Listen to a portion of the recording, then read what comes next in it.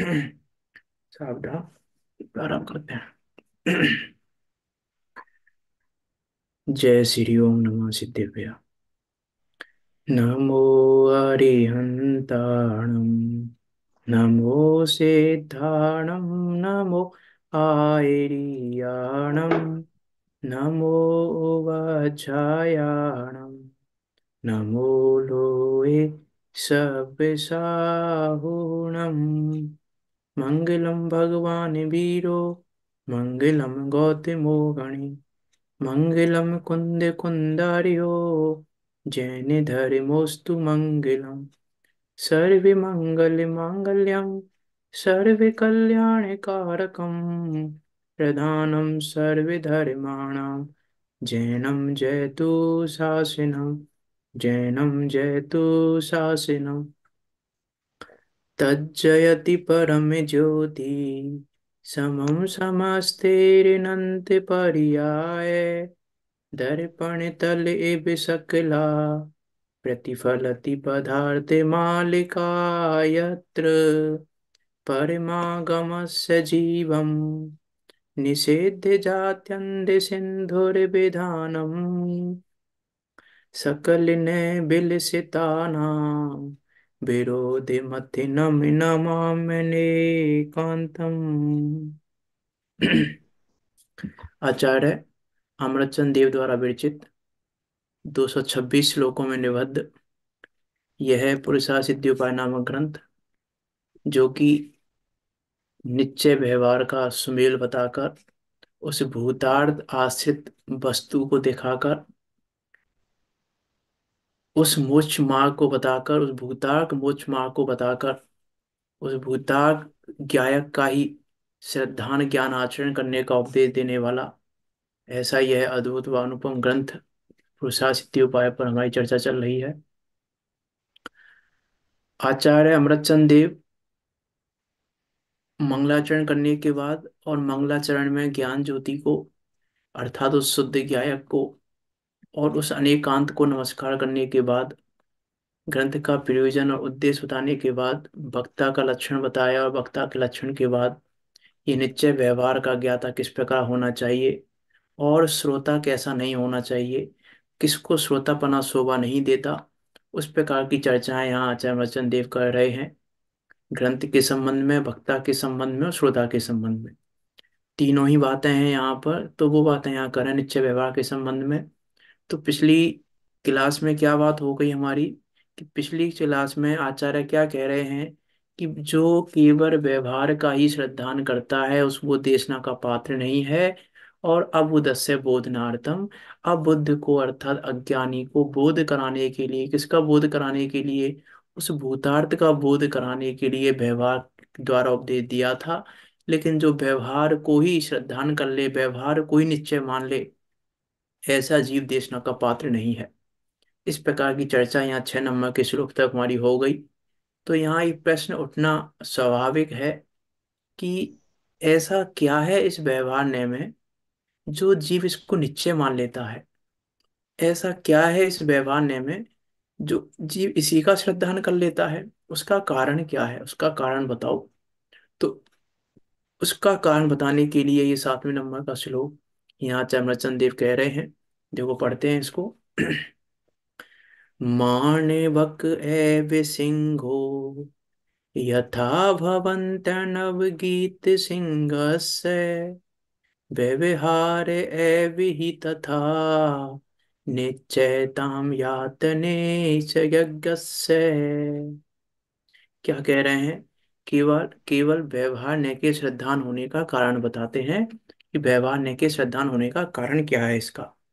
तो क्या कह रहे हैं, माणवक अर्थात बिलाव, एव ही सिंगो अर्थात सिंह होता है, यथा जिस प्रकार, जिस प्रकार बिलाव ही सिंह हो जाता है, किसको भवती होता है, किसको अनवगीत सिंह से, जो सिंह को सर्वथा नहीं जानता ऐसे पुरुष को जिस प्रकार बिलाव ही सिंह रूप होता है,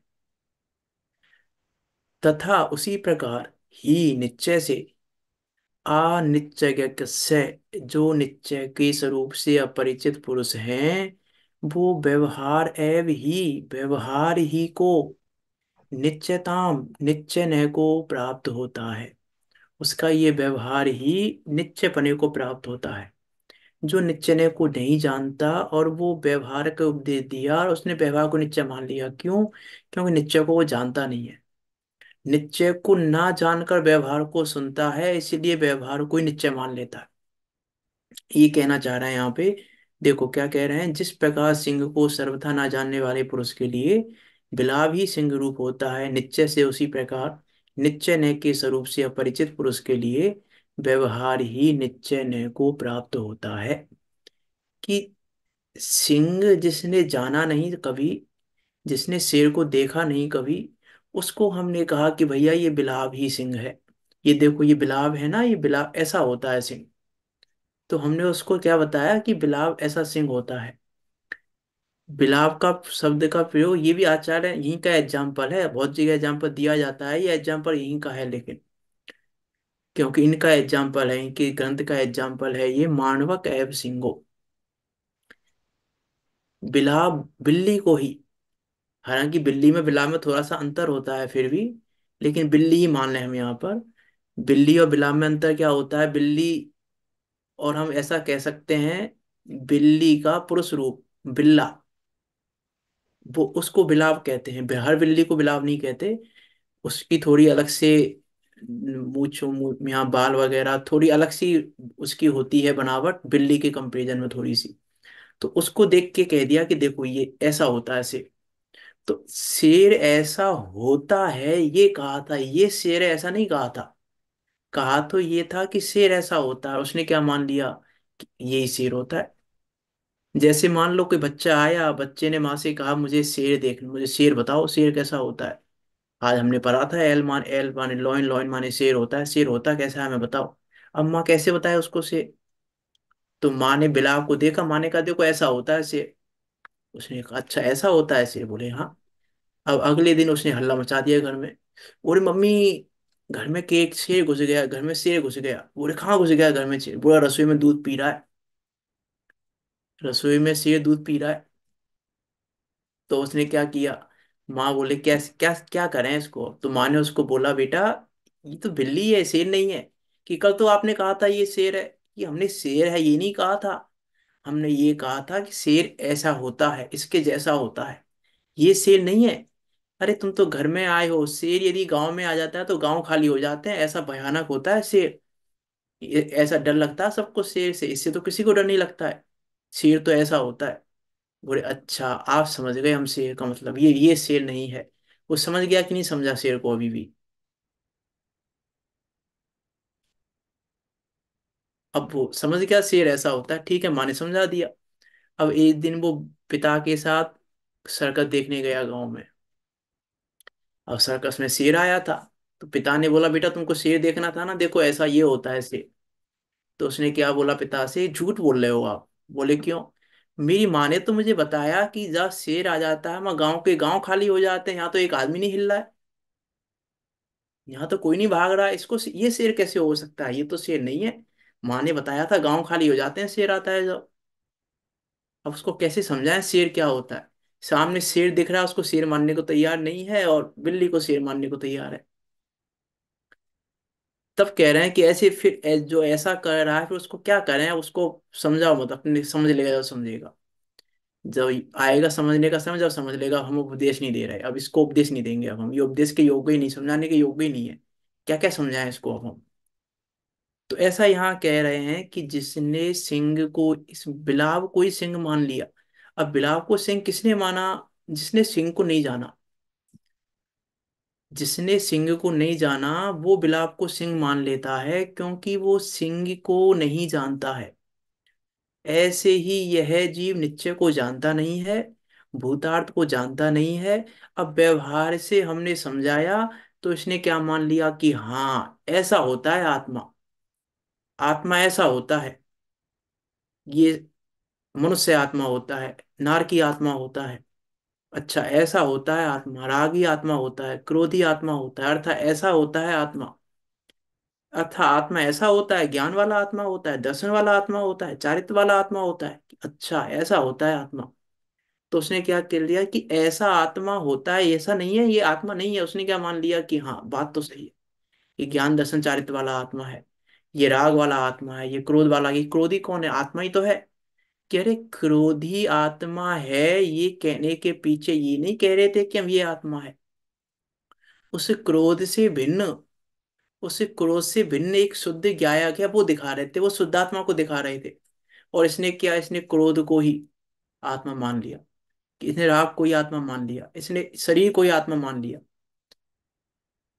हमने कहा भैया देखो ये चींटी चल रही है ना, ये जीव है। बोले अच्छा। बोले आप तो कह रहे थे कि आत्मा दिखता नहीं है, आत्मा मूर्तिक होता है, और आप कह रहे हो कि ये जीव है, ये तो जीव कैसे हो सकता है। और कोई व्यक्ति चींटी मार रहा है, और हमने कहा भैया चींटी क्यों मार रहे हो। बोले ये चींटी थोड़ी ना है, ये तो पुद्गल है, ये जीव थोड़ी ना है, ये तो पुद्गल है, जीव तो दिखता ही नहीं है हमको। अब व्यवहार, आप व्यवहार में फंसकर जीव ऐसा करता है, या तो मानेगा ही नहीं, या तो मानेगा ही नहीं, और मानेगा तो उसी को जीव मानेगा। उसकी दोनों दोनों ही चीजें गलत है। वो उसी को जीव मान रहा है, तो चींटी को शरीर के साथ ही जीव मान रहा है, तो भी व्यवहार में फंस गया। और मान ही नहीं रहा है कि नहीं ये कोई ना, इसको तो खूब मारो कोई परेशानी नहीं है, ये तो पुद्गल है। तो उससे वो भी व्यवहार में फंस गया, उसने भी निश्चय को नहीं जाना। क्या कह रहे हैं, मानवक एव सिंहो यथा भवति अनवगीत सिंहस्य व्यवहार एव ही तथा नित्यताम यात्य यात्य निश्चय यज्ञस्य। देखो इसका हिंदी है पदानुवाद। जिसे शेर का ज्ञान नहीं वह बिल्ली को ही सिंह माने, जिसे शेर का ज्ञान नहीं वह बिल्ली को ही सिंह जाने, निश्चय से अनजान जीव व्यवहार कथन निश्चय माने। जो निश्चय से अनजान है, वो व्यवहार कथन कोई निश्चय मान लेता है। कि देखो आचार्य कह रहे हैं, आचार्यों ने कहा है, हम नहीं कह रहे हैं, आचार्य कह रहे हैं ऐसा। कि आचार्य नहीं कह रहे हैं ऐसा, आचार्य नहीं कह रहे हैं ऐसा कि लिखा है जिनवाणी में, कि लिखा है हमें भी पता है जिनवाणी में लिखा है, लेकिन आचार्य ऐसा नहीं कह रहे। ये कह रहे हैं यार, देखो क्या कह रहे हैं, टीका पढ़ते हैं। यथा ही अनवगीत सिंहस्य मानवक एव सिंहा भवति है, भवति। जिस प्रकार निश्चय से वास्तव में जिसने सिंह को नहीं जाना है, उसके लिए बिलाव ही सिंह रूप होता है, तथा अनिश्चय से व्यवहार एव निश्चयताम याति। उसी प्रकार जिसने निश्चय का स्वरूप नहीं जाना है, उसको व्यवहार ही निश्चय रूप हो जाता है, अर्थात व्यवहार को ही निश्चय मान बैठता है। अब जिसने भूतार्थ को नहीं समझा, वो अभूतार्थ को ही भूतार्थ मान लेता है, कि हाँ यही सत्य है, यही सत्य है, ऐसा वो मान लेता है। क्यों क्यों मान लेता है ऐसा, क्योंकि उसने उस भाव को तो समझा नहीं। भाव को नहीं समझने के कारण वो शब्द के अर्थ को ही वास्तविक अर्थ समझ लेता है, कि यही अर्थ है बस, शब्द का एकमात्र यही अर्थ है इसका। कि वास्तविक अर्थ को तो जाना नहीं, वास्तविक जो अर्थ था उस शब्द के पीछे, उसको तो जाना नहीं। और उस शब्द के अर्थ को ही यही अर्थ है ऐसा मान लेता है। और ऐसा मान लिया इसका अर्थ है, उसने क्या किया, उसने उसी को भाव मान लिया, यही भाव है इसका, ऐसा ही है, ये ऐसा ही है। तो ऐसा ही यहाँ पे भी इसने मान लिया कि ये ऐसा ही है, वस्तु स्वरूप ऐसा ही है, वस्तु स्वरूप ऐसा ही है, जैसा जिनवाणी में लिखा है वस्तु स्वरूप ऐसा ही तो है। जैसा जिनवाणी में लिखा है वस्तु स्वरूप ऐसा है, कि जिनवाणी से अलग है। वस्तु स्वरूप जैसा जिनवाणी में लिखा है वैसा ही है, कि अलग है। अरे अब ऐसा कैसे कह सकते हैं हम, जिनवाणी में लिखा है वस्तु स्वरूप तो वही है। कि जिनवाणी में तो व्यवहार लिखा है, 99% तो जिनवाणी में व्यवहार लिखा है। बस वो जिनवाणी में जो लिखा है, वो तो वस्तु स्वरूप का ज्ञान कराने के लिए लिखा है, वस्तु स्वरूप नहीं लिखा है। वस्तु स्वरूप का ज्ञान कराने के लिए लिखा है। क्योंकि 99% व्यवहार, और व्यवहार वस्तु नहीं है, व्यवहार वस्तु स्वरूप नहीं है, वस्तु स्वरूप तो कुछ अलग है। अब उसने उसी को वस्तु स्वरूप मान लिया कि यही वस्तु स्वरूप है, क्योंकि वस्तु को तो जाना नहीं, उस शुद्ध ज्ञायक को तो जाना नहीं, उसने तो इसी को मान लिया यही है वह जो है। ऐसा यहाँ कह रहे हैं, देखो भावार्थ में क्या कह रहे हैं, जिस प्रकार बालक सिंह को ना पहचानता हुआ बिलाव को ही सिंह मान लेता है। सिंह को तो पहचानता नहीं है, और बिलाव को ही क्या मान लिया उसने, यही है सिंह। हम देखो बचपन में एक वो सुनते थे कहानी, कि एक व्यक्ति को चिट्ठी डालनी थी। बचपन में सुनते थे हम कहानी, अब उसको पता नहीं था चिट्ठी कहाँ डालनी है ये। तो हमने उसको बताया कि भैया ये एक लाल कलर का होता है और उसका मुंह होता है काला, उसमें मुंह को खोलना और मुंह में चिट्ठी डाल देना। अब वो जा रहा था, रास्ते में एक व्यक्ति देखा, उसने लाल ड्रेस पहनी हुई थी, उसने मुंह काला था उसका बिल्कुल। तो उसने उसका मुंह खोला और चिट्ठी डाल दी। फिर पिट के आया वो वहां से। कहानी सुनते बचपन में, कहानी सुनी है। तो उसने क्या किया, उसने उस व्यक्ति को, हमने तो कहा था एक लाल कलर का और काले कलर का है, लेकिन उसने क्या मान लिया, कुछ भी लाल काला मिलेगा वो सब चिट्ठी डालने के लिए है, कहीं भी चिट्ठी डाल दो जहां लाल और काला मिल जाए हमको। कह रहे इसके लिए हमने लाल काला नहीं बताया था, लाल काला तो हमने पहचान बताई थी, वस्तु कोई ना बताई थी तुमको। ये तो हमने पहचान बताई थी कि इसके माध्यम से पहचान लेना, ऐसा मिलेगा तुम्हें वहां पर, उसमें डाल देना चिट्ठी को। वैसे ही यहाँ उसने उसी को मान लिया चिट्ठी डालने का साधन। वैसे ही हमने तो कहा था भैया सिंह ऐसा होता है, ऐसा दिखता है, ऐसे उसके नाखून होते हैं, ऐसी उसकी मूछें होती हैं, ऐसी वो ऐसा करता है, उसकी बनावट ऐसी होती है।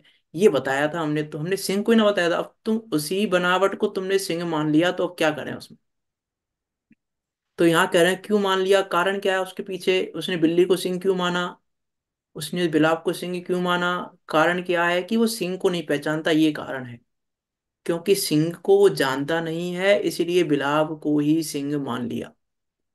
उसी प्रकार अज्ञानी जीव निश्चय के स्वरूप को ना पहचानता हुआ व्यवहार को ही निश्चय मान लेता है।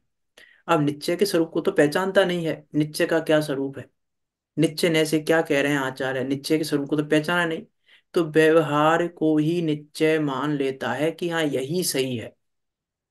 व्यवहार जो कह रहा है वो बिल्कुल सही है। व्यवहार कह रहा है ऐसा, तो ऐसा ही है।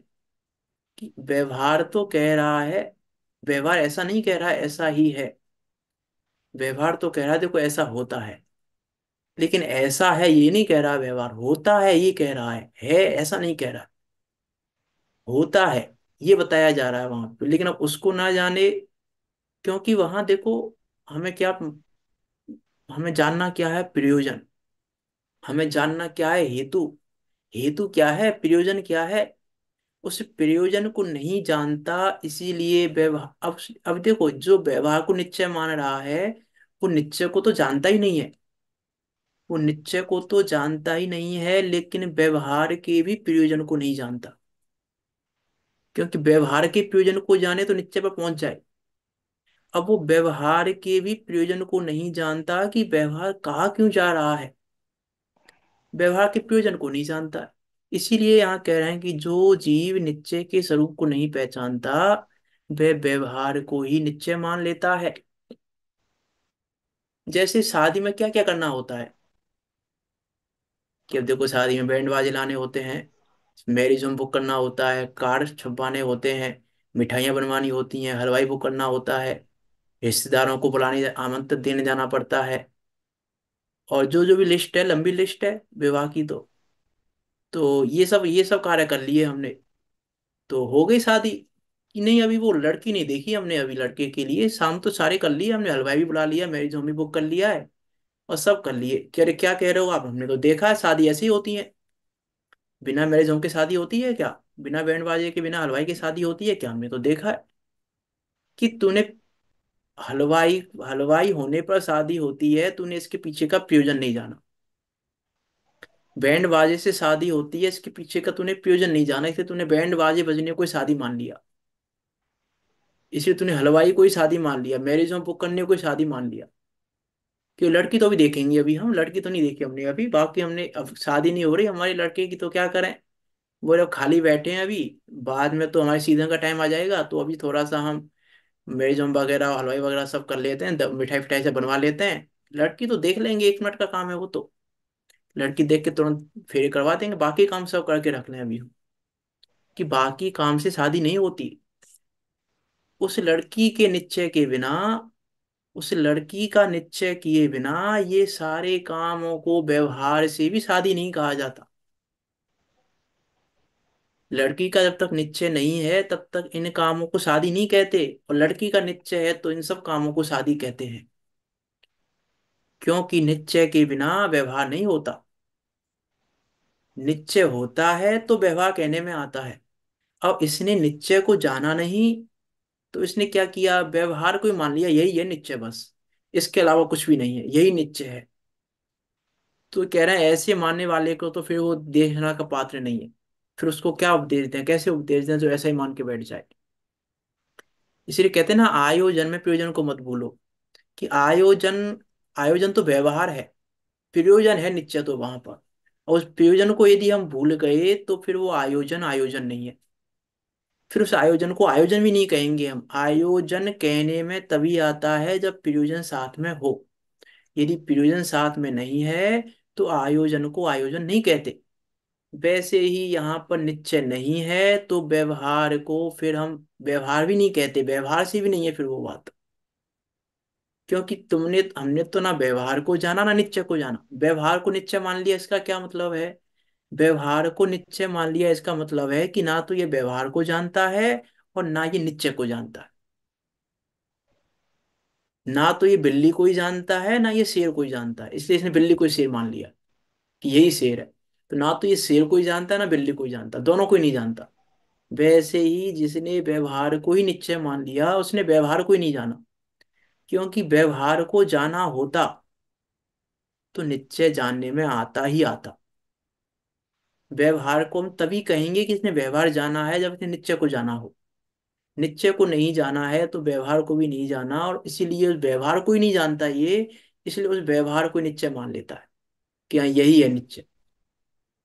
उसका स्पष्टीकरण करते हैं।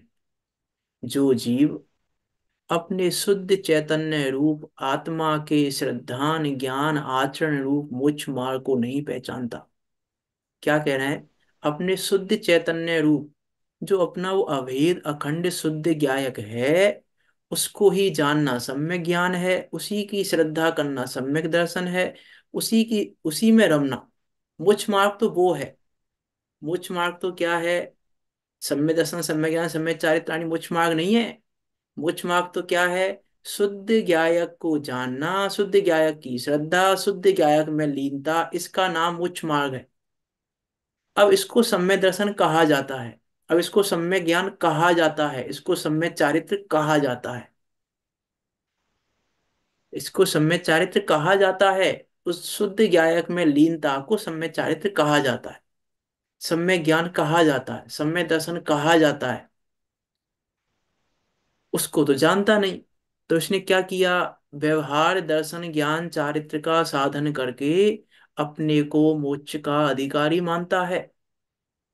अब उसने व्यवहार में दर्शन कर लिया, व्यवहार का ज्ञान कर लिया, व्यवहार में चारित्र कर लिया, और क्या मानता है, मैं तो मोक्ष का अधिकारी हूँ। क्योंकि जिनवाणी में लिखा है सम्यक दर्शन ज्ञान चारित्राणी मोक्ष मार्गा, और मैंने तो दर्शन ज्ञान चारित्र कर लिए। कि कैसे कर लिए दर्शन ज्ञान चारित्र, कि मैं तो देखो जिनेन्द्र देव के सिवा किसी को नहीं मानता, निर्गंध गुरु के सिवा मैं किसी को नहीं मानता, मेरा श्रद्धांत तो बिल्कुल सच्चा है। मैं तो अरिहंत देव निर्गंध गुरु और जिनवाणी इसके अलावा किसी को नहीं मानता। अब देवसास गुरु का श्रद्धांत सम्य दर्शन कहा है जिनवाणी में, और मेरा देवसास गुरु का श्रद्धांत सच्चा है, इसी मेरा श्रद्धांत सच्चा हो गया, सम्य दर्शन हो गया।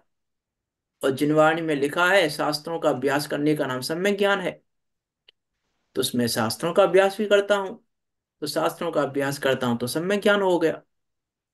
और महाव्रत आदि का पालन वो सम्यक चारित्र है, जिनवाणी में लिखा है।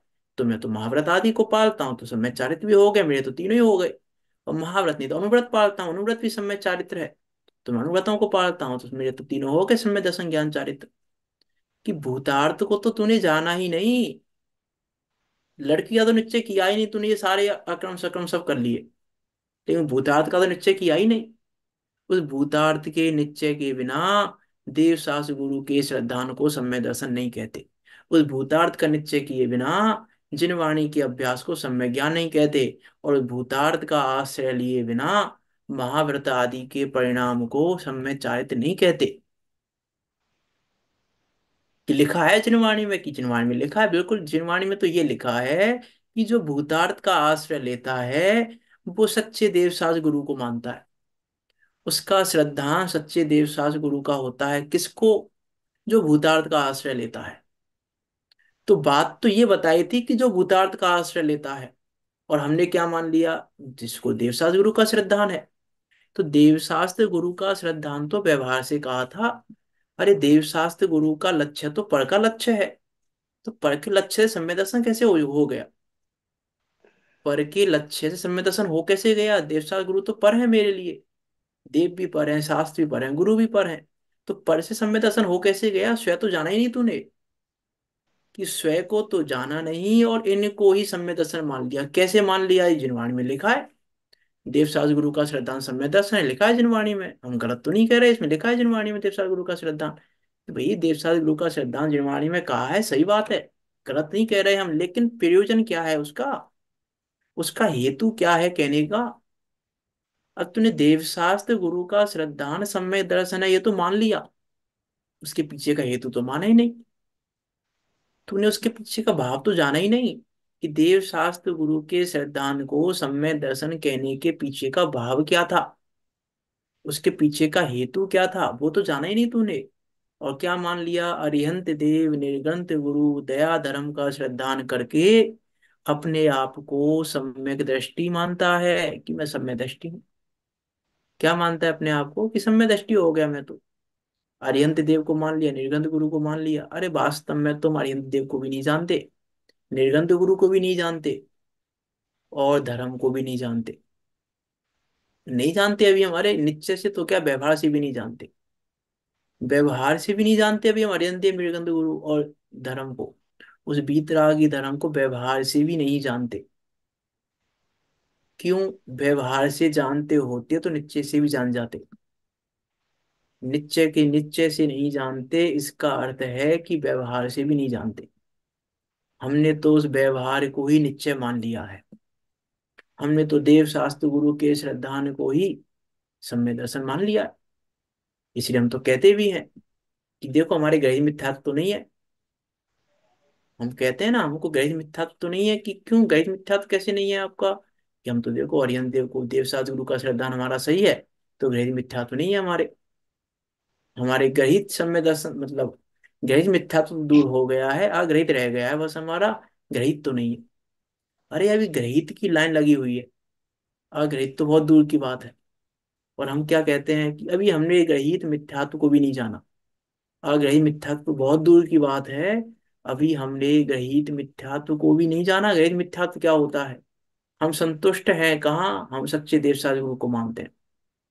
हम अरिहंत देव के सिवा किसी को सिर नहीं झुकाते। हम निर्गंत गुरु के अलावा, बीतरागी गुरु के अलावा किसी को सिर नहीं झुकाते। और हम तो जिनवाणी का ही अध्ययन करते हैं, जिनवाणी का ही अभ्यास करते हैं। अन्य वाणियों का, जनवाणी का अध्ययन नहीं करते, जिनवाणी का ही अध्ययन करते हैं हम तो। सम्य दृष्टि है, ग्रही मिथ्यात्व तो नहीं है। इतना तो संतुष्टि है हमें, क्या ग्रही मिथ्यात्व तो नहीं है। लेकिन ग्रहित मिथ्यात्व है। ग्रहित मिथ्यात्व भरा पड़ा है अभी तो। अरिहंत देव क्या कह रहे हैं यहाँ पे देखो, अरिहंत देव निर्ग्रंथ गुरु दया धर्म का श्रद्धान करके अपने आप को सम्यक दृष्टि मानता है। और किंचित जिनवाणी को जानकर अपने को ज्ञानी मानता है। किंचित जिनवाणी जान ली थोड़ी सी, और फिर क्या मानता है? मैं तो ज्ञानी हो गया। किंचित जिनवाणी में 11 अंग 9 पूर्व शामिल है। किंचित जिनवाणी में 11 अंग 9 पूर्व जान, कि किंचित जिनवाणी को जानकर। क्यों कह रहे हैं किंचित जिनवाणी? कि वो किंचित भी नहीं जानी तुमने। तुम किंचित को कह रहे हो कि हमने किंचित जान ली, तुमने किंचित भी नहीं जानी। क्योंकि जिनवाणी का प्रयोजन तो भूतार्थ का आश्रय कराना था, भूतार्थ का आश्रय नहीं किया। इसका अर्थ है कि जिनवाणी को किंचित भी जाना नहीं है यथार्थ में तो। यहाँ कह रहे हैं कि तुम ऐसा मानते हो कि हमने थोड़ी सी जिनवाणी पढ़ ली, थोड़ी सी जिनवाणी जान ली, तो हमको लगता है हम तो ज्ञानी हो गए। हम तो क्या हो गए? ज्ञानी हो गए। अरे 11 अंग 9 पूर्व पढ़ लिए तो भी क्या हो गया? वो आता है ना भजन, ज्ञानी हुए तो क्या हुआ? तूने शुद्ध गायक जाना नहीं, ज्ञानी हुए तो क्या हुआ, भूतार्थ विमुख तुम रह गए, ज्ञानी हुए तो क्या हुआ। उस ज्ञान, उस ज्ञानी पने का क्या मतलब है, जिस जो ज्ञानी पना भूतार्थ से विमुख कराए, जो ज्ञानी पना भूतार्थ का आश्रय ना होने दे, जो ज्ञानी पना पर का ही आश्रय कराए, वो ज्ञानी पना नहीं है। अरे 11 अंग 9 पूर्व पढ़ लिए तो भी ज्ञानी पना नहीं आया, क्योंकि भूतार्थ का आश्रय नहीं लिया। भूतार्थ के आश्रय के बिना जब 11 अंग 9 पूर्व का ज्ञान वो ज्ञान नहीं है, तो हमारा थोड़ा सा जिनवाणी पढ़ लेने का ज्ञान ज्ञान कैसे हो सकता है। और ये क्या मानता, अपने को ज्ञानी मानता, सम्यक ज्ञानी मानता, सम्यक ज्ञानी हूं मैं, क्योंकि शास्त्रों के अभ्यास का नाम सम्यक दर्शन है। लिखा है जिनवाणी में शास्त्रों के कि अरे अभी कहाँ किसका ज्ञान है, जिनवाणी को पढ़कर ही विपर्य हो रहा है। सम्यक ज्ञान के लिए संशय विपर्य अनंतवसाय, विपर्य हो रहा है। अभी ना तो कारण को जानते हो, ना भेदा भेद को जानते हो, ना स्वरूप को जानते हो। तीन प्रकार का है ना विपर्य, कारण विपर्य, स्वरूप विपर्य और भेदा भेद विपर्य। कि ना तो तुम भेद और अभेद को जानते हो, कि भेद क्यों कहा और अभेद क्यों कहा। भेद में फंस गए तो भेद अभेद को नहीं जाना, भेद अभेद को नहीं जाना, भेद अभेद को जानते नहीं हो। किस प्रकार भेद है, किस प्रकार अभेद है, इसको नहीं जानते हो, कारण को नहीं जानते हो, स्वरूप को नहीं जानते हो। विपर्य ही भरा हुआ है, संशय तो है ही, और अनन्तरसाय भी है। तीनों तो भरे पड़े हैं, फिर कैसे कहें हम ज्ञानी हो गए जिनवाणी को जानकर। कि संशय विपर्य अनन्तरसाय मिटे बिना ज्ञान सम्य ध्यान नहीं होता। जब तक कारण विपरीतता है, स्वरूप विपरीतता है, भेदा भेद विपरीतता है, तो जब तक ज्ञान सम्य ज्ञान नहीं है। और ये क्या मान रहा है, किंचित जिनवाणी को जानकर अपने को ज्ञानी मानता है, कि मैं तो ज्ञानी हो गया। और महाव्रत आदि क्रिया का साधन करके अपने को चारित्र्यवान मानता है। और महाव्रत आदि का पालन करने लग जाता है तो मानता है मैं तो सम्यक चारित्र्य हो गया, मेरे तो सम्यक चारित्र हो गया, कि महाव्रत का पालन कर रहा हूं मैं तो। कि लेकिन शुद्ध गायक का आश्रय है कि नहीं है, कि नहीं, शुद्ध गायक का आश्रय तो कर लेंगे, अभी महाव्रत आदि कर लें पहले, फिर शुद्ध गायक का आश्रय कर लेंगे। क्यों, क्योंकि महाव्रत आदि व्यवहार से गए हैं, और व्यवहार निश्चय के लिए है। तो हम पहले व्यवहार का साधन करें, व्यवहार को पढ़ें, व्यवहार को अपनाएं, तो निश्चय हो जाएगा हमारा। ऐसा मानता है ये। कोई व्यवहार को निश्चय मान लेता है, और कोई क्या कहता है, व्यवहार पढ़ने लायक है कि नहीं है। व्यवहार को तो पढ़ना चाहिए, व्यवहार को तो जानना चाहिए। क्यों, क्योंकि व्यवहार से तो निश्चय का पता चलेगा, व्यवहार से निश्चय का पता चलेगा ना। तो महाव्रत आदि पालने पर ही तो भूतार्थ का आश्रय होगा, कि नहीं, ऐसा नहीं है। व्यवहार से निश्चय का ज्ञान होता है, ये बात गलत है। व्यवहार से निश्चय का ज्ञान नहीं होता, व्यवहार से निश्चय का ज्ञान नहीं होता। व्यवहार पूर्वक निश्चय का ज्ञान होता है, लेकिन निश्चय के ज्ञान से निश्चय का ज्ञान होता है। हम हमको क्या लग रहा है, हम व्यवहार का ज्ञान कर लें अभी, फिर निश्चय का ज्ञान हो जाएगा हमारे। हम व्यवहार का ज्ञान कर लें अभी, और धीरे धीरे धीरे धीरे अभ्यास करेंगे हम व्यवहार के ज्ञान का। तो ज्ञान कहाँ से होगा निश्चय का, कि व्यवहार से होगा। तो व्यवहार को उसने क्या मान लिया, साध्य मान लिया, जबकि व्यवहार तो साधन था।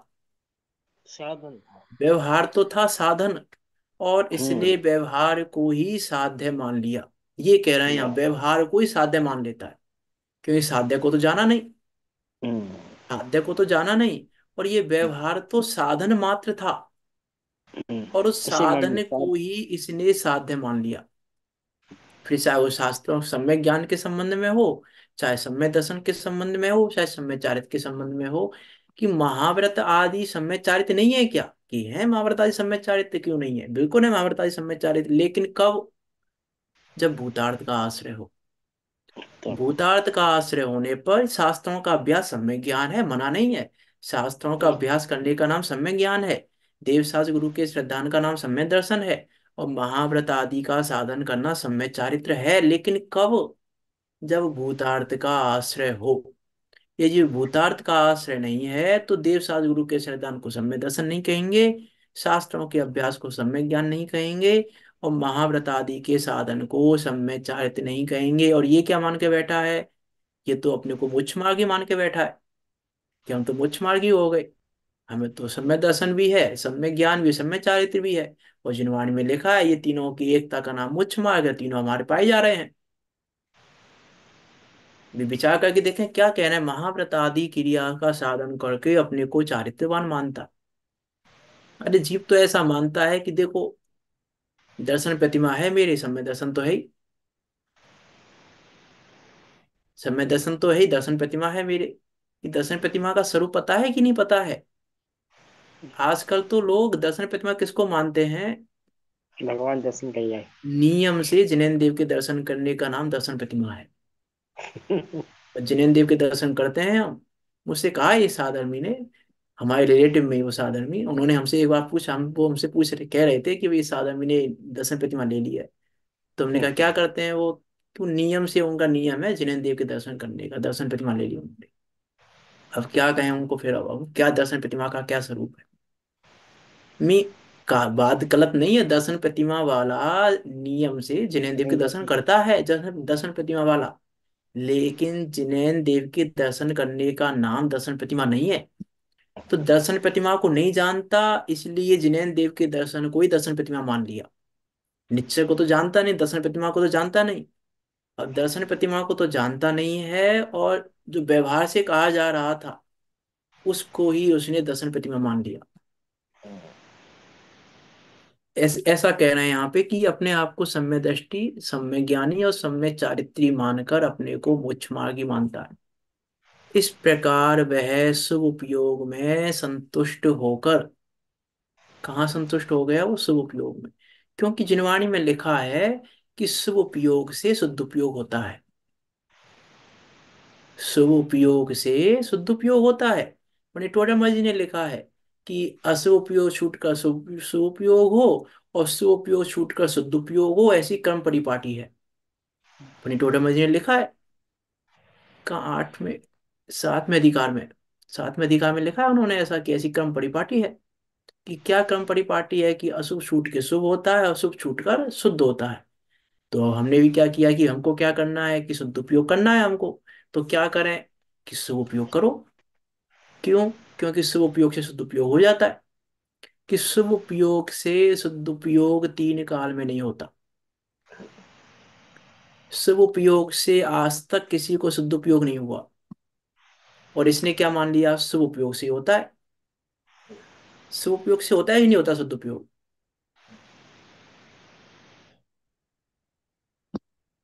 शुभ उपयोग से शुद्ध उपयोग होता है कि नहीं होता है। शुभोपयोग की भूमि में शुद्धोपयोग हो सकता है। हैं। शुभोपयोग की भूमि में शुद्धोपयोग हो सकता है, गारंटी नहीं है। हाँ, गारंटी नहीं है इसका अर्थ है कि होता नहीं है। तो कहा क्यों, कि कहा इसलिए, उन्हीं टोटामजी ने एग्जाम्पल दिया, वहाँ 7वें अधिकार में ही है शायद वो प्रकरण, उभयवासी मिथ्या दृष्टि के प्रकरण में ही है शायद। वहां पंडित टोडामजी ने ऐसा लिखा कि यदि तुम सदुपयोग को सदुपयोग का कारण कहोगे, तो अशुभ छूटकर शुभ होता है और शुभ छूटकर शुद्ध होता है। तो तुमने शुभ को सदुपयोग का कारण माना, तो शुभ का कारण क्या है, कि अशुभ। जब सदुपयोग का कारण शुभ है, तो शुभ का कारण क्या हो गया, कि अशुभ।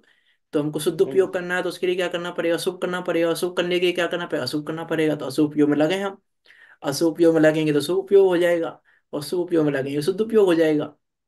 वहां उन्होंने एग्जाम्पल दिया रोग का, कि भैया अल्प रोग को तो हमने इसलिए कह दिया, अल्प रोग को हमने इसलिए कह दिया निरोगपना, कि अल्प रोग के काल में यदि निरोगी होने का उपाय करे तो निरोगी हो सकता है। अल्प रोग को तो इस अपेक्षा कहा हमने, लेकिन तुमने अल्प रोग को ही, कि तुमको 105 डिग्री का फीवर था, तो हम कह रहे थे भैया बहुत ज्यादा फीवर है, डॉक्टर को दिखाओ, अच्छे से इलाज करो, ऐसा करो, ऐसा करो, ऐसा करो। अब तुम्हारा फीवर 101 हो गया, तो हमने कहा कोई चिंता की बात नहीं है, ठीक है कोई बात नहीं, 101 डिग्री हो गया ना, कोई बात नहीं। अब उसने क्या किया, कि देखो भैया आचार्यों ने कहा हमसे कि अब कोई चिंता की बात नहीं है, तो अब 101 डिग्री फीवर है, अब हमने दवाई लेना बंद, डॉक्टर के पास जाना बंद। अब हम खूब घी खाएंगे, खूब ये खाएंगे, खूब ऐसा करेंगे। क्यों, 101 डिग्री को अच्छा कहा है, कि 101 डिग्री को अच्छा नहीं कहा। 105 डिग्री की बजाय अच्छा कहा था, और तुमने 101 डिग्री को अच्छा मान लिया। तो यहाँ कह रहे हैं फिर देशना का पात्र नहीं है ऐसा जीव, जो 101 डिग्री को हमने कहा कोई चिंता की बात नहीं है और उसने चिंता ही बंद कर दी।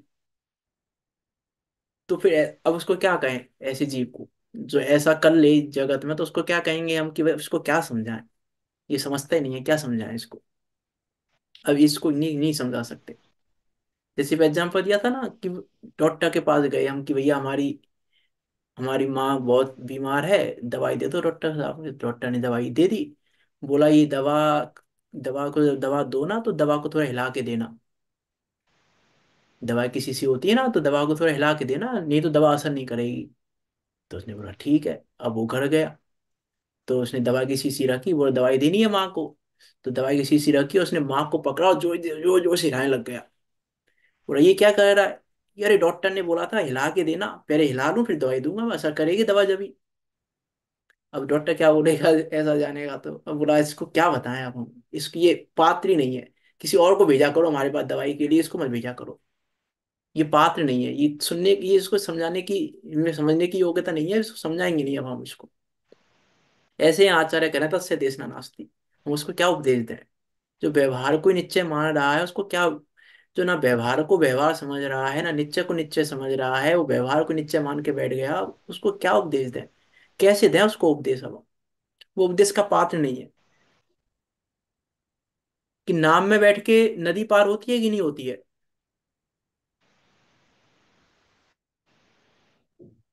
ना- नाव में बैठ के नदी पार होती है कि नहीं होती है। नाव तो साधन है ना। नाव तो साधन है, और चलाएंगे जब तो अब होएगी। अब जो नाव में बैठ गया, अब जो चला नहीं रहा उसकी तो बात ही क्या, चलो छोड़ो। चला नहीं रहा, वो तो नाव बंधी पड़ी है, बैठ गया उसमें। उसकी तो क्या बात ही क्या करें। अब जो नाव चला भी रहा है, अब लेकिन जब नदी के पार पहुंचा तो उतर नहीं रहा नाव में से।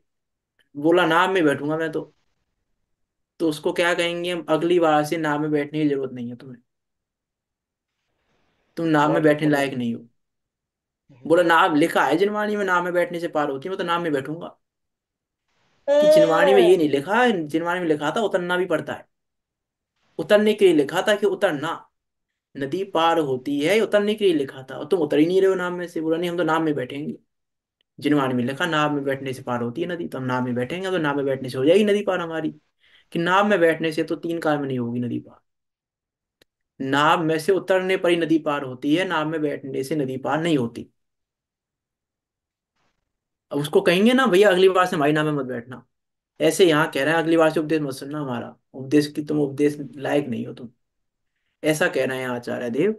क्या कह रहे हैं, इस प्रकार वह शुभ उपयोग में संतुष्ट होकर शुद्ध उपयोग रूप मोक्ष मार्ग में प्रमादी है। संतुष्ट कहाँ हो गया, शुभ उपयोग में। और शुद्ध उपयोग रूप मोक्ष मार्ग में प्रमादी हो रहा है। वो कर ही नहीं रहा, बोला शुभ उपयोग कर रहे हैं तो शुभ उपयोग से हो जाएगा शुद्ध उपयोग, धीरे धीरे अपना आप हो जाएगा शुभ उपयोग। एक दिन तो हो ही जाएगा शुभ उपयोग, आज नहीं हो रहा है तो क्या हो गया। अभी हम देखो, हम तो कहीं आते जाते नहीं है, देवशास्त्र गुरु को मानते हैं, शास्त्रों का अभ्यास करते रहते हैं, ये करते रहते हैं, एक दिन हो जाएगा शुद्ध उपयोग। एक दिन हो जाएगा शुद्ध उपयोग, इसका अर्थ है कि तुमने शुभ उपयोग को शुद्ध उपयोग मान रखा है। तुमने क्या मान रखा, हम तो ये कह रहे हैं, देखो हमने तुम तो शुभ उपयोग कर रहे हैं, शुद्ध उपयोग हो जाएगा एक दिन। तो हमने शुभ उपयोग से शुद्ध उपयोग होना मान रखा है, कि शुभ उपयोग से शुद्ध उपयोग हो जाएगा। हम शुभ उपयोग से उतर नहीं रहे, शुभ उपयोग रूपी नाम में से उतर नहीं रहे हो। क्या कह रहे हैं कि जिनवाणी में लिखा है शुभ उपयोग से होता है शुद्ध उपयोग। तो हम तो शुभ उपयोग में बैठे रहेंगे हम तो। कि शुभ शुभ उपयोग में बैठे रहोगे तो अगली बार से हम तुमको शुभ उपयोग का उपदेश भी नहीं देंगे। शुभ उपयोग में बैठे रहोगे तो शुभ उपयोग का उपदेश भी नहीं है तुम्हारे लिए, तुम शुभ उपयोग के उपदेश के लायक भी नहीं हो। ये कह रहे हैं आचार्य देव कि शुद्ध उपयोग की तो बात दूर की है, तुम शुभ उपयोग रूपी नाम में से उतर नहीं रहे हो, तो हम कहेंगे अगली बार क्या, भैया शुभ उपयोग के नाम में मत बैठना तुम हो ही नहीं शुभ उपयोग का, हम तुमको उपदेश नहीं देंगे अब आगे। इस प्रकार वह शुभ उपयोग में संतुष्ट होकर शुद्ध उपयोग रूप मोक्ष मार्ग में प्रमादी है, इसीलिए केवल व्यवहार न्याय का अवलंबी हुआ है। इससे पता चल रहा है हमको कि तुम व्यवहार न्याय का अवलंबन लिया हुआ है। ये कह रहे हैं आचार्य देव कि तुम शुभ उपयोग में संतुष्ट हो गए, और शुद्ध उपयोग में प्रमाद है तुम्हें, शुद्ध उपयोग तुम करना नहीं चाह रहे हो, शुभ उपयोग में लगे रहते हो, शुभ उपयोग में ही कर लग रहे हो। तो हमें पता चला कि तुमने व्यवहार का अवलंबन लिया हुआ है, और अवलंबन व्यवहार का लेना नहीं था। जैसे नाव का अवलंबन नहीं लेना है, वैसे तुमने नाव का अवलंबन ले लिया, वैसे व्यवहार का अवलंबन ले लिया। जबकि छोड़ना था उसको, तो तुम छोड़ ही नहीं रहे हो उसको, तुम उसी को पकड़ के बैठे हो। तो हमें पता चला कि तुमने व्यवहार न्याय का अवलंबन ले रखा है, अतः उसे उपदेश देना निष्फल है। इसीलिए ऐसे जीव को उपदेश देना निष्फल है, उसका कोई फल ही नहीं है। उपदेश का क्या फल है? कि उपदेश का फल तो ये है कि उस उपदेश से यह जीव उस अभेद अखंड शुद्ध ज्ञायक भगवान आत्मा में आश्रय ले ले, तो हम कहेंगे कि उपदेश का फल है। यदि उसका आश्रय ना लेकर तुमने कहीं भी आश्रय लिया है, तो हम कहेंगे कि ये उपदेश निष्फल है। इस उपदेश का कोई फल नहीं है। क्यों? क्योंकि उपदेश का प्रयोजन तो वही था।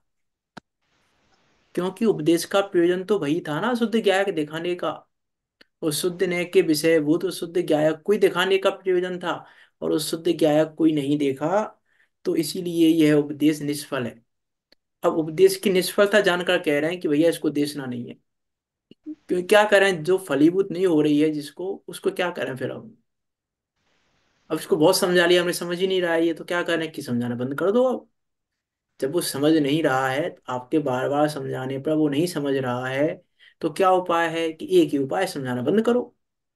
जब नहीं समझ रहा है, तो समझ रहा हो, लग रहा हो तुम्हें भैया समझ रहा है तो समझाओ। अब तुम्हें लग रहा है कि समझ ही नहीं रहा है, इतना टाइम होगा समझाते समझाते हमको, तो कह रहे हैं तस्य देशना नास्ति, ये समझाने के योग्य नहीं है। जो जीव नहीं समझे, जो कहते हैं ना ऐसे जगत में कि सोते हुए को जगाया जा सकता है, लेकिन जगे हुए को कैसे जगाएं? वैसे ही समझने वाले को समझाया जा सकता है, जो समझना ही नहीं चाह रहा है उसको क्या समझाएं? जो समझ ही नहीं पा रहा उसको क्या समझाएं? जो समझना चाह रहा है, जो समझ रहा है, जो समझ रहा है उसको समझाओ, जो नहीं समझ रहा उसको मत समझाओ। ये कह रहे हैं आचार्य यहाँ पे, इसलिए कह रहे हैं तस्य देशना नास्ति, ऊपर के श्लोक में कहा था। तो क्या कह रहे हैं यहाँ पे? इस प्रकार वह शुभ उपयोग में संतुष्ट होकर शुद्ध उपयोग रूप मोक्ष मार्ग में प्रमादी है, इसीलिए केवल व्यवहार न्याय का अवलंबी हुआ है, अतः उसे उपदेश देना निष्फल है। अब यहाँ फिर प्रश्न उठा कि जब ऐसे श्रोता तो उपदेश के योग्य नहीं है, आपने कह दिया ऐसे श्रोता उपदेश के योग्य नहीं है, तो फिर कौन से श्रोता होने चाहिए जो उपदेश के योग्य हैं? उपदेश के योग्य श्रोता कैसे होने चाहिए फिर? यदि ये श्रोता उपदेश के योग्य नहीं है, तो फिर कौन से श्रोता हैं ऐसे जो उपदेश के योग्य हैं? अब कल हम ये परीक्षा करेंगे कि हम उपदेश के योग्य हैं कि नहीं, हम श्रोता हैं कि नहीं, हम इस जिनवाणी के श्रोता हैं या नहीं। कल हम ये निश्चय करेंगे कि श्रोता का क्या लक्षण होना चाहिए। पंडित वैद्यनाथ ने तो बहुत लिखा है, उसको तो उसका विवरण नहीं है यहाँ पे, यहाँ तो बहुत संक्षेप में बहुत बड़ी बात कही है। श्रोता का लक्षण कैसा होना चाहिए, और कौन सा श्रोता उपदेश के फल को प्राप्त करता है, कैसा श्रोता होना चाहिए, और वो श्रोता किस प्रकार से उपदेश के फल को प्राप्त करता है, इसकी चर्चा हम कल करेंगे 8वें नंबर के श्लोक में। विचार करना क्या कहना चाह रहे हैं यहाँ पे आचार्य अमृतचंद देव। कहीं हम तो गलती नहीं कर रहे ऐसी, जो गलतियां इन पिछले श्लोकों में आचार्य अमृतचंद देव ने बताई हैं, उन गलतियों को हम दूसरों में नहीं देखें। दूसरे क्या कर रहे हैं, हम ऐसी गलती तो नहीं कर रहे, इसका विचार करें। क्योंकि जिनवाणी दूसरों के दोष देखने के लिए नहीं है, अपने दोष देखने के लिए है। जिनवाणी दूसरों का अभिप्राय देखने के लिए नहीं है, जिनवाणी अपना अभिप्राय देखने के लिए है। जिनवाणी दूसरों के अभिप्राय की निंदा करने के लिए नहीं है, अपने अभिप्राय की निंदा करने के लिए है। लगा लेना हर चीज में कि जिनवाणी है किसके लिए, हम जिनवाणी का उपयोग किसके लिए कर रहे हैं, जिनवाणी का प्रयोजन क्या था, और हम जिनवाणी का उपदेश किस लिए कर रहे हैं। इसलिए कहा था मैंने 2-3 दिन पहले कि हमें जिनवाणी को माँ कहने का अधिकार है कि नहीं, हम ये विचार करके देखें हम अधिकारी हैं कि नहीं है। इस जिनवाणी को माँ कहने के अधिकारी हैं कि नहीं हम। जिनवाणी को जिनवाणी के अभिप्राय से पढ़ें, अपने अभिप्राय से नहीं पढ़ें, तो हम जिनवाणी का अभिप्राय पढ़ सकते हैं, तो हम जिनवाणी का अभिप्राय समझ सकते हैं।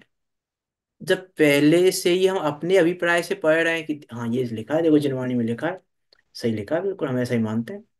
तो तुमने क्या किया, ये अपने अपने अभिप्राय को पुष्ट कर लिया, अपने अभिप्राय से पढ़ लिया जिनवाणी को, कि जिनवाणी का अभिप्राय क्या था। तुमने जो तुम मान रहे थे वो तुम्हें मिल गया जिनवाणी में, तो तुमने क्या मान लिया कि देखो लिखा है जिनवाणी में, जिनवाणी में लिखा है इसलिए हम कह रहे हैं देखो जिनवाणी में लिखा है। तो तुमने अपने अभिप्राय को पुष्ट किया है, जिनवाणी के अभिप्राय को पुष्ट नहीं किया। कि माँ ऐसा कह रही है, तो तुमने अपने अभिप्राय से माँ की बात को समझ लिया, कि देखो माँ ऐसा कह रही है, मैं कह ही रहा था, मेरी माँ ऐसा कहती रहती है मेरे बारे में, और देखो माँ कह ही रही है। तो तुमने क्या किया कि अपने अभिप्राय से माँ, तुम्हारे मन में माँ के प्रति जैसा था, तुमने वैसा माँ के कथन को ले लिया। और क्या कह रहे हो, देखो माँ कह रही है, मैं ऐसे ही मानता हूँ, देखो बिल्कुल सही मान रहा हूँ मैं, देखो जिनवाणी से बता रहे हैं हम आपको, माँ के कथन से बता रहा हूँ मैं आपको, माँ मैं कह रहा था माँ ऐसा कहती है, और देखो माँ ऐसा ही कहती है मेरे बारे में। कि तुमने माँ के अभिप्राय को तो पढ़ा ही नहीं, माँ कह क्यों रही है, अपने अभिप्राय से तुमने सिद्धि कर ली माँ के कथन की। तो तुम बेटा कहलाने के अधिकारी नहीं हो, और तुम उसको माँ कहने के अधिकारी नहीं हो। इसलिए विचार करें हम वास्तव में, कि हम जिनवाणी माँ को माँ कहने की अधिकार हमको है कि नहीं। ये को आती है जिनवाणी स्तुति आती है, हे मात करुणा कर मुझे, अब गोद में ले प्यार दे, कह सकूं माँ तुझे, ऐसा मुझे अधिकार दे, रुदन मेरा बंद हो, ऐसा सुबह उपहार दे। रुदन कब बंद होगा, भूतार्थ का आश्रय लेने पर। ऐसा सुबह उपहार दे, कि व्यवहार का उपहार तो बहुत ले लिया हमने। रुदन मेरा बंद हो, ऐसा सुबह उपहार दे, मग्न हो गाया करूं, ऐसी मधुर मल्हार दे। वो मधुर मल्हार है वो गायक, मग्न हो गाया करूं ऐसी मधुर मल्हार दे। अब मुझे पुचकार ले, माता माता कहानी के कहाने के लिए, मैं कर रहा हूँ वंदना, बिना निज बोध पाने के लिए। मैं कर रहा हूँ अंतर वंदना, निज बोध पाने के लिए, क्या पुचकार ले मुझे माँ कहलाने के लिए। मैं वह कर रहा हूँ वंदना निज बोध पाने के लिए, उस भूतार्थ बोध पाने के लिए, भूतार्थ का आश्रय करने के लिए, भूतार्थ सन्मुख होने के लिए वंदना कर रहा हूँ। भूतार्थ सन्मुख होने के लिए मैं पढ़ रहा करवाइए हूँ, जी मैंने कराई भूतार्थ है। सन्मुख होने के लिए ही मैं आपको समझ रहा हूँ। विचार करना, हम सब भी निश्चय और व्यवहार को भली भांति जानकर, उस भूतार्थ का आश्रय लेकर, निकट काल में सिद्धों के बीच जाकर विराजमान हो। इसी मंगल भावना के साथ अभी की बात को यहाँ विराम देते हैं। कोई शंका हो आपकी तो पूछ सकते हैं, नहीं तो जय वाणी स्तुति करते हैं। निज निधि निज में बताई, यह अनंत उपकार है, उसके लिए जिन्हें वाणी माँ को वंदना सत्य बारे है, बारे है।